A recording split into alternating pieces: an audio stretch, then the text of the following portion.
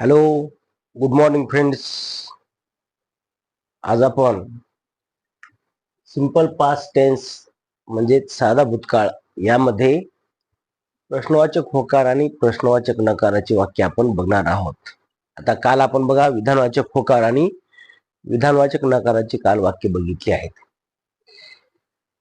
हे बघत असताना तुम्हाला एक विनंती आहे मित्रांनो, बघा इकडं की stay away from those people.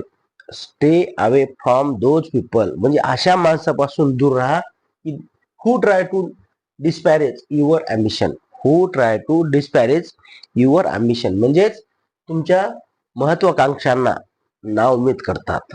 म्हणजे जर एखाद्या मुलाची इच्छा असेल, मला आळणे सर रोज रोज हे इंग्रजीचे व्याकरण घेतात आणि ते शिकवतात, तरी सुद्धा एखादा मुलगा म्हणतो, अरे काय बघतोस तू. पण हे आपण दररोजचा जर चॅप्टर आपण बघितला, वहीवर लिहिला, तर त्याचा फायदा आपल्याला होणार नाही, त्याला होणार नाही. ते तुम्हाला डिस्पॅरेज करू शकतं. एखादा विद्यार्थी म्हणतो, काय बघायला तू 5-10 मिनिटं सरांचं हे. तर त्यासाठी अशा डिस्पॅरेज करणाऱ्या माणसापासून दूर राहा. Stay away from those people who try to disparage your ambition म्हणजे तुमची महत्वाकांक्षा, तुमच्या महत्वाकांक्षेला नाउमेद करणाऱ्या माणसापासून दूर राहा. आणि माझा व्हिडिओ आवडल्यास सबस्क्राईब करा, लाईक करा व शेअर करा. चला तर आपण आज या पाठाला सुरुवात करूया. प्रश्नवाचक होकाराचे वाक्य बघत असताना आपल्याला बघा त्या ठिकाणी त्याचं स्ट्रक्चर बघा. एखादी इमारत तयार होण्यासाठी त्याचं स्ट्रक्चर लागतं, बरोबर आहे. आणि त्याचं स्ट्रक्चर काय आहे हे आपल्याला समजून घेणं फार महत्वाचं आहे. बघा या ठिकाणी डीड प्लस कर्ता प्लस क्रियापदाचे पहिले रूप हे आपल्या प्रश्नवाचक होकाराच्या वाक्याचं स्ट्रक्चर आहे. म्हणजे आपल्याला सुरुवातीला घ्यायचं आहे डीड, नंतर कर्ता, नंतर क्रियापदाचे पहिले रूप. तुम्हाला मी प्रत्येक वेळेस सांगतो की क्रियापद म्हणजे काय हे आपल्याला समजलं पाहिजे. ज्या ठिकाणी आपली क्रिया ज्या शब्दामधून आपली क्रिया समजते त्याला आपण क्रियापद म्हणतो. जसं राईट ही लिहिण्याची क्रिया आहे, त्याचं पहिलं रूप आहे राईट, नंतर दुसरं आहे रोट. बघा तर या ठिकाणी आपण बघू, या ठिकाणी डीड आय राईट आणि प्रश्नचिन्ह. बघा, डीड आय राईट मी लिहिले का. दुसरं वाक्य बघा, डीड वी राईट. एकदम सोपी वाक्य पहा. डीड वी राईट आम्ही लिहिले का. वी म्हणजे आम्ही, बघा आय म्हणजे मी, वी म्हणजे आम्ही. डीड यू राईट, यू म्हणजे तू. डीड यू राईट तू लिहिले का आणि प्रश्नचिन्ह द्यायचं आहे. चौथं बघा, डीड यू राईट सेम वाक्य आहे परंतु त्या ठिकाणी तुम्ही आले. बघा, यूचा अर्थ तू पण होतो आणि तुम्ही पण होतो. या ठिकाणी सेम वाक्य आहेत परंतु त्याचा आपल्याला तू आणि तुम्ही हे लक्षात ठेवायचं आहे.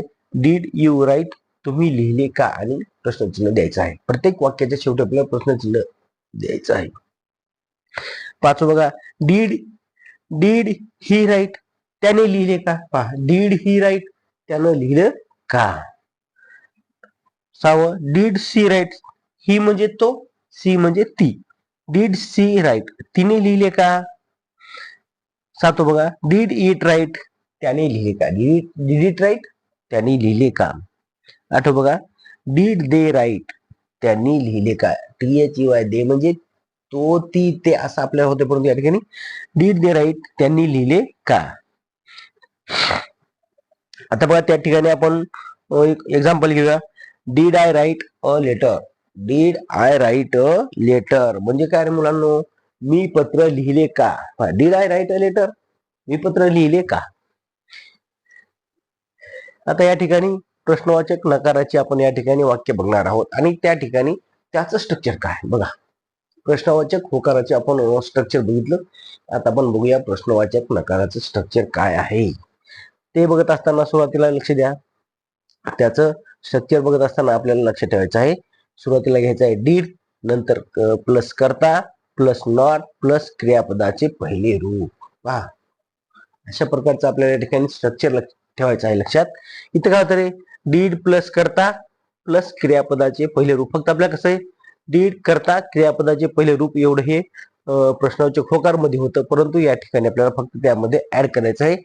या क्रियापदाच्या पहिल्या रूपापूर्वी नॉट ऍड करायचं आहे. बघा कसं होतं बघा मुलांना, डीड आय नॉट राईट आणि प्रश्नचिन्ह म्हणजे काय रे, मी लिहिले नाही का? Did I not write? मी लिहिले नाही का? दुसरं बघा, डिड वी नॉट राईट? आम्ही लिहिले नाही का? पहा शब्दावरती ट्रेस द्या. इथं आय आलं, इथं वी आलं. आय म्हणजे मी, वी म्हणजे आम्ही. तिसरं बघा, did you not write? Did you not write? पहा एखाद्या पुढच्याला विचारायचं असेल तर असं म्हणायचं, डिड यू नॉट राईट? तू लिहिले नाही का? माहित आहे, तू लिहिले नाही का? चौथं बघा, did you not write same वाक्यरचना आहे, परंतु त्या ठिकाणी तुम्ही वापरत. इथं तू होतं, इथं तुम्ही. Did you not write? तुम्ही लिहिले नाही का? आता पाचवं बघा, did he not write? Did he म्हणजे तो, म्हणजे त्याने लिहिले नाही का? Did he not write? त्याने लिहिले नाही का? सहा बघा, did she not write? She म्हणजे ती, तिने लिहिले नाही का? सातो बघा, डिड इट नॉट राईट? त्याने लिहिले नाही का? आठवं वाक्य, डिड दे नॉट राईट? आणि प्रश्नचिन्ह, प्रत्येक वाक्याच्या शेवटी आपल्याला प्रश्नचिन्ह द्यायचं आहे. लक्ष द्या, त्यांनी लिहिले नाही का? त्याचं एक्झाम्पल बघूया आपण. Did I not write a letter? Did I not write a letter? मी पत्र लिहिले नाही का? बघा आपल्याला या ठिकाणी प्रश्नात एखादं वाक्य तयार करत असताना शेवटी आपल्याला या ठिकाणी प्रश्नचिन्ह द्यायचं आहे. बघा, हा जर माझा व्हिडिओ आवडला असेल तर नक्की लाईक करा, सबस्क्राईब करा आणि शेअर करा. धन्यवाद.